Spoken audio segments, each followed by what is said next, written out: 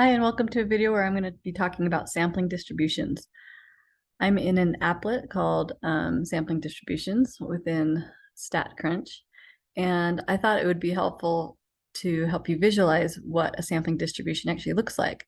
I've found a lot of students get that wording confused with just a distribution of one sample, and I want to show you how that's different from a sampling distribution.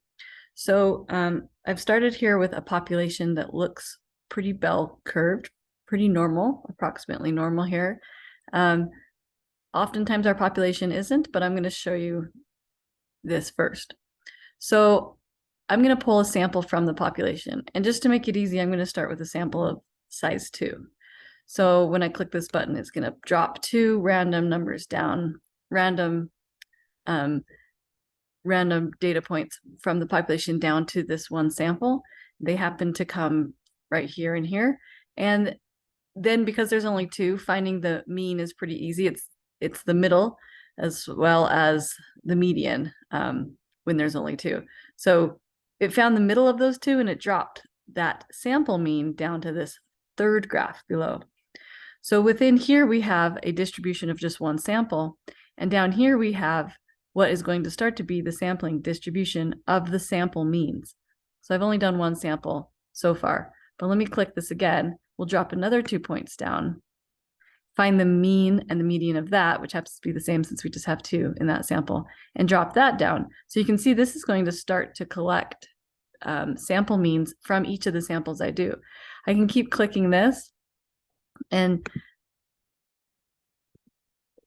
you can start to see what happens as I do so.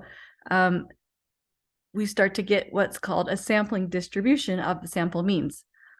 So down here is the sampling distribution in green. Now, I could keep clicking the 1 lots and lots of times, but to make it fast, I'm just going to go ahead and click. Well, let's go ahead and click 5 times. So it's going to do 5 fairly quickly. You can see what's happening here.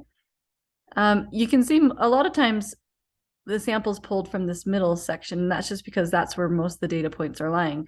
Although we could pull some from out here and here. It's just not as probable that they get pulled because there's not as many of them.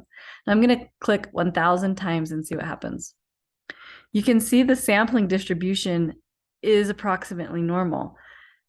After we pulled 1,000 samples, found each of those means and dropped them down here, the sampling distribution itself is approximately normal. Now, what's cool is the higher the sample size, the more normal this sampling distribution will come. So we only did samples of 2. Let's go ahead and go up to 30 in each sample size and do the same thing. And I could hit 1. It doesn't drop each of them down, but this is just what one sample mean looks like from a sample of 30. And I could keep doing it. I'll just hit the 1,000 times really quickly though. So you can see this is approximately normal, but it's even less spread out. The standard deviation is smaller. The variability is smaller because our sample size was larger.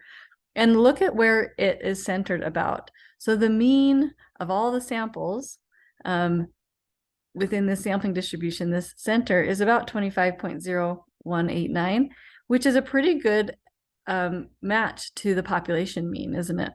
Same with the median. Now, I want you to also explore what happens if it's not. What if the population isn't normal? What if the population is not normal at all? It's not bell-shaped. It is largely skewed. This would be skewed to the right.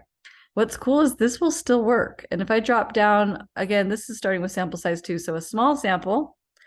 Let's see how it compares with a small sample. You know, I could drop 2 down, find the mean, drop 2 down, find the mean, drop 2 down, find the mean. And we continue to do this. Ooh, we happen to get 1 high and 1 really low on that one. The mean was right in the middle of that. Well, let's do 1,000 times. Now that one doesn't look quite as normal, does it? It kind of looks skewed.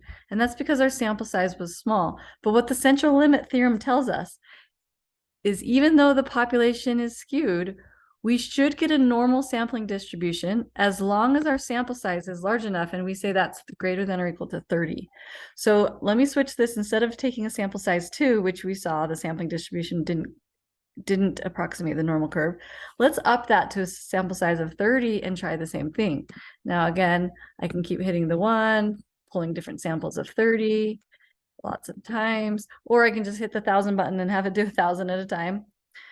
Look at how cool this central limit theorem held true. This is approximately normal in the sampling distribution, whereas the population was not. The population was rather skewed.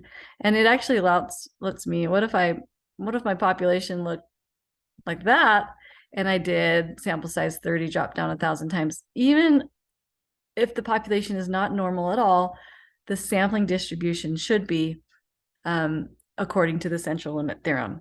So that's a visual of what a sampling distribution looks like, and that is what you're exploring when you're checking those conditions for using a normal approximation in the sampling distribution. Oftentimes, the major condition we need to meet is the sample size needs to be at least 30. And if it is, even though the population is not normal, we can assume that the sampling distribution is. I hope that was helpful. Thanks for watching.